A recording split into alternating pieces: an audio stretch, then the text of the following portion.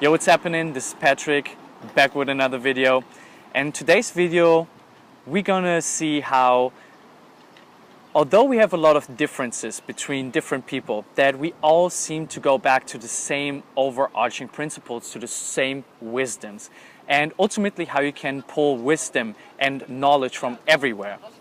But without further ado, let's crack right into this video. Now, for a couple of years, it has become more and more important to zoom in on what we have in common and not the things that divide us. We live in a time where we are more connected than ever, but ironically, we are also more isolated than ever. We are forced to divide ourselves into different groups. There are people who claim about themselves that they are atheists, some people who say that they are religious.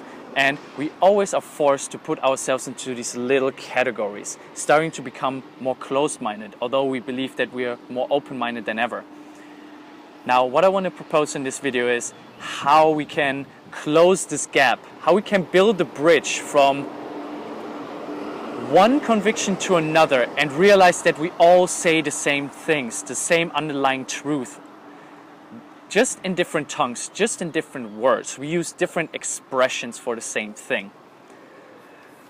Now, like I said before, it becomes more and more important to draw wisdom from different sources and to understand that we're the same, that we say the same things.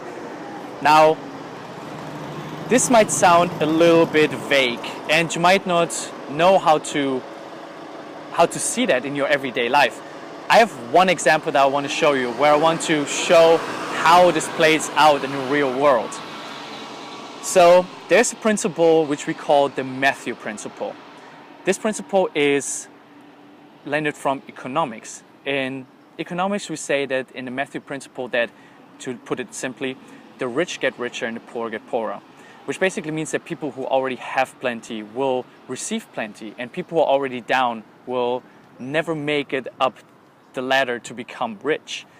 This is like an oversimplification of this principle, but I want to put it to you because I think it's a really interesting one. This principle is called Matthew principle because actually it has been found in the Bible, in Matthew, where it is said that those who already have enough will get plenty, and those who have nothing will be stripped of everything. Now, like I said before, we will find the same truth spoken in different tongues. We have the Bible and we have economics, two things that don't have much in common on the first sight. But if we look at the underlying or overarching principle and the underlying truth, the underlying wisdom, we're going to see they say the same thing, just in different tongues. Interestingly enough, we can make this stretch even further. Now, when we talk about people that are already at the top, going to excel further to the top, and people who are already at the bottom, going to stay down, we can also go into a field that is really near and dear to me, which is psychology. Now, in psychology, you have something that is called spiral dynamics. You have the downward spirals and upward spirals. For instance, people that suffer from clinical depression always going to assume that people don't like them. And this is why they go into this downward spiral where they're not really social, not really outgoing, and therefore people will perceive them as not really nice, or they starting not to like them. So that means that in their mood that is already negative, that already assumes negativity, they already have nothing. They go down and down this spiral where they also have nothing. On the other hand, if someone assumes that everybody likes them, that everybody is their friend, if you walk into a venue, if you walk into a situation and you assume that everybody loves you, that everybody's on your side, you will all of a sudden attract people into your life and they will see you as more positively as you actually are.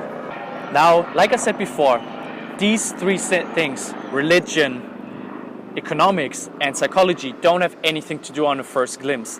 But if we look deeper for the underlying truth, the overarching principles and the wisdom, then we all of a sudden understand that we all say the same things, we just express it differently. We give it different names. We talk about God, we talk about the market, we talk about psychology. We talk about these different things, but it's all the same. In his impressive book, The Subtle Art of Not Giving a Fuck, Mark Manson points out that we're never actually right. We just become less wrong. So attaching yourself to your truth, your way of seeing the world is really narrow-minded. What you should do instead is realize that you're never going to be completely right. Realize that you're never going to be completely right. You're just going to be less wrong. So that means that your reality doesn't mean that it is the real reality, that it is the truth. Because ultimately we never know what the real truth is. We never know what reality is. We just have our own skewed image of what reality is with our basic understandings. And no matter what angle you choose to attack this, you will find out that everybody has a different way of seeing it. So realize that and really try to find the underlying truth, the underlying wisdom, and draw it from every source possible. For instance, why do I know about the Matthew Principle? Because I grew up reading the Bible. I grew up being Christian. That doesn't mean that I'm having the conviction of a Christian, that I would preach to other people about it. It just means I learned about it.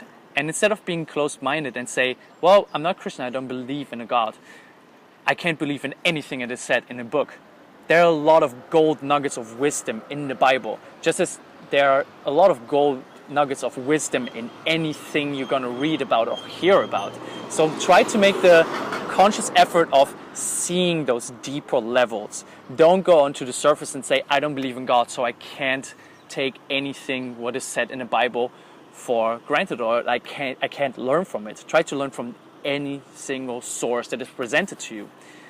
And all of a sudden you realize that with this freakish open-mindedness almost, you're going to be able to draw from everywhere. And this is the way how I never run out of things to say in conversations, but also how I never run out of topics to film for these videos. Because I always think about, where can I draw some gold nugget of wisdom from? Is it Eastern philosophy? Is it religion? Is it economics? Is it psychology? Is it just overall self-development, or just life, anecdotal data?